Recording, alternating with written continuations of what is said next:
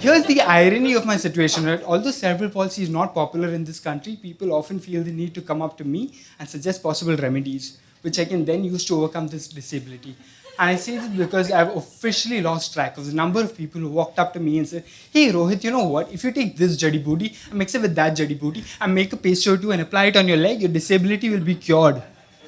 I'm like, bro, that is absurd. I mean, I know that getting some good booty can solve a lot of my life's problems.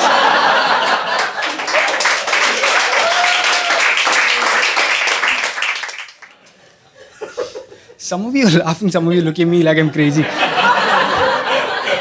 It's a long story, guys. It's a long story, and it goes back to the year 1992. You guys remember the year 1992, right? The year the Pakistan won the World Cup and Mumbai had riots. Probably because Pakistan won the World Cup, I don't know.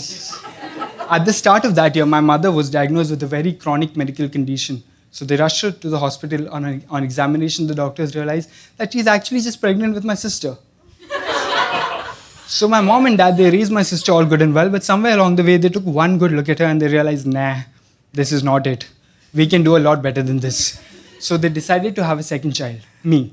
Now, I'm not saying elder siblings are useless. All I'm saying is comics in the back. You guys are writers. You know how you always make a first draft before you make a final version? That is exactly how I feel about elder siblings. They are the first draft, we are the final version. We are not perfect. We're just the best our parents could do. And I know I'm not perfect because a few years after I was born, I was diagnosed with a condition known as cerebral palsy. Now, for those of you who don't know what cerebral palsy is, it's a by-birth condition that affects my movement, my balance, my coordination, and on some days, my will to live. Some days. Sir, don't worry, not today, maybe tomorrow, I don't know. Don't worry. More importantly, it is caused due to damage to the brain during its developmental stages. To put that in simple terms for you guys ever meet some crazy fuck and have one good look at him and you're like, yes, sala, iska to pakka brain damage hai. Guess what? That guy is me.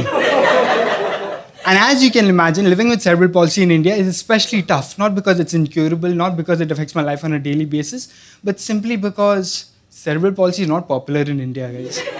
That's it. That's my only grievance. Actually, now that I think of it, physical disabilities on the whole are just not popular in India. The only physical disability that's popular in India is polio.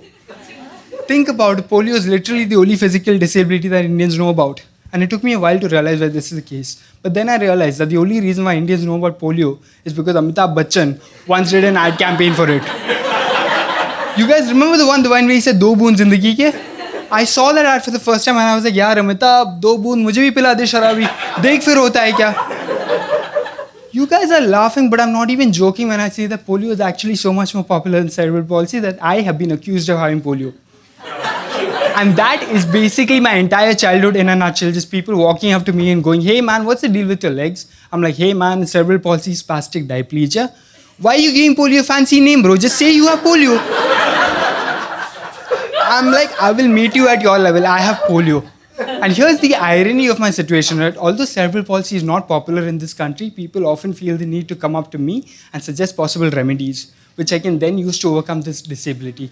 And I say this because I've officially lost track of the number of people who walked up to me and said, "Hey Rohit, you know what? If you take this jadi booty and mix it with that jadi booty and make a paste or two and apply it on your leg, your disability will be cured." I'm like, bro, that is absurd. I mean, I know that getting some good booty can solve a lot of my life's problems.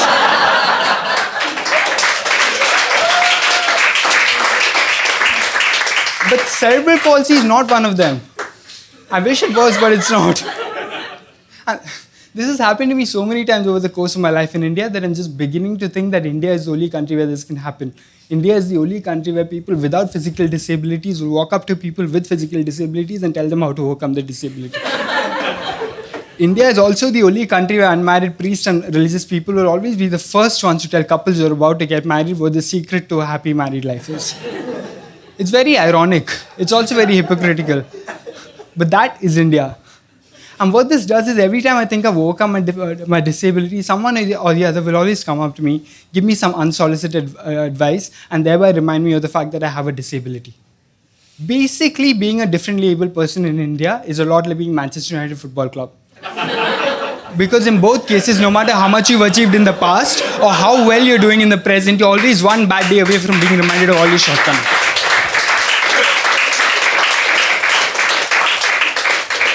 Finally, I must also add that every time I do this set, I always have people walk up to me after the show and tell me things like, "Hey man, Rohit, you're so brave, you're so woke, you are such an inspiration."